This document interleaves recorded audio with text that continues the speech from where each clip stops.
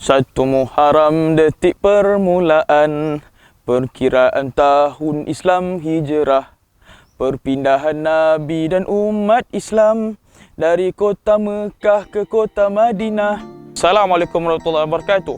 Sekiranya tuan-tuan pernah mendengar lagu yang saya nyanyikan tadi, sesungguhnya ialah satu lagu yang sentiasa dinyanyikan ketika mana kita menyambut sambutan Ma'al Hijrah. Tuan-tuan, hijrah adalah suatu peristiwa yang agung dalam sejarah Islam kita. Sebab itulah Sayyidina Umar Al-Khattab menjadikan peristiwa hijrah ini sebagai takwim ataupun kita sebut sebagai kalender dalam Islam ketika mana pemerintahan beliau. Dan tuan-tuan, satu benda yang kita perlu ingat, hijrah adalah satu tanda ketaatan Nabi SAW kepada Allah SWT. So hari ini saya nak bagi 3 pengajaran daripada kisah hijrah yang dapat kita aplikasikan pada zaman pandemik kita pada hari ini. Okay, baik, yang pertama, hijrah mengajarkan kepada kita persiapan. Hijrah mengajarkan kepada kita persediaan. Bila kita tengok dalam kehidupan kita pada zaman pandemik ini, kesiapsiagaan adalah satu benda yang amat penting. Kita tengok pada zaman Nabi SAW ketika mana Nabi ni dia nak menjalankan hijrah, dia nak merancang hijrah, perjalanan itu bukan dilakukan on the spot, tetapi telah disediakan unta yang akan bawa untuk mereka pergi berhijrah. Disediakan penunjuk jalan, disediakan mereka yang menghapuskan jejak,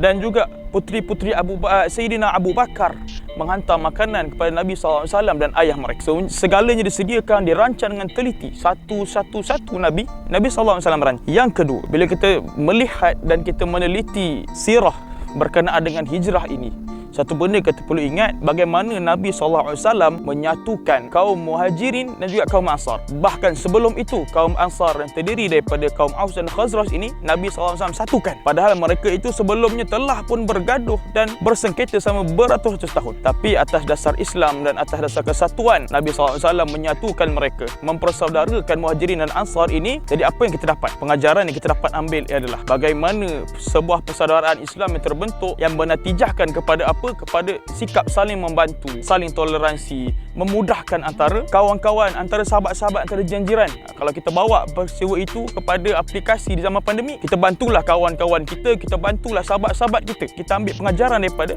cerita hijrah tadi. Okay, baik, yang ketiga, satu benda yang kita perlu ingat dan kita perlu sedar, segala apa yang kita lakukan hari ini, segala apa yang kita jalankan hari ini, kita serahkan penuhnya kepada Allah Subhanahu Wa Taala. Ketika mana Nabi SAW berhijrah, Nabi SAW menyerahkan segalanya kepada Allah Subhanahu Wa Taala. Kerana apa, tuan-tuan? La haula wala quwwata illa billahil aliyil azim. Tidak ada daya dan tidak ada kekuatan melainkan daripada Allah Subhanahu Wa Taala sahaja. Sebab itulah ketika mana berlakunya hijrah, macam-macam yang Nabi SAW tempuhi, dan akhirnya Nabi SAW sampai ke Madinah, maka apa yang kita dapat ambil pengajaran, tuan-tuan? Ketika mana berlakunya zaman pandemik ini, kita serahkan segala-galanya, tawakal kita kepada Allah Subhanahu Wa Taala di samping kita berusaha. Sebab apa, tuan-tuan? Yang memberi adalah Allah Subhanahu Wa Taala. Yang membantu kita sebenarnya pada hakikatnya adalah Allah Subhanahu Wa Taala, dan diberikan kepada makhluk-makhluk, dan diberikan bantuan itu kepada kita, yang menyampaikan bantuan itu kepada kita. Ala kulli hal, tuan-tuan, zaman pandemik berusahalah dan sentiasalah menyerahkan diri kita kepada Allah Subhanahu Wa Taala. Akhir kata, stay safe, duduk di rumah dan jangan keluar melainkan telah 2 dos vaksin yang selesai.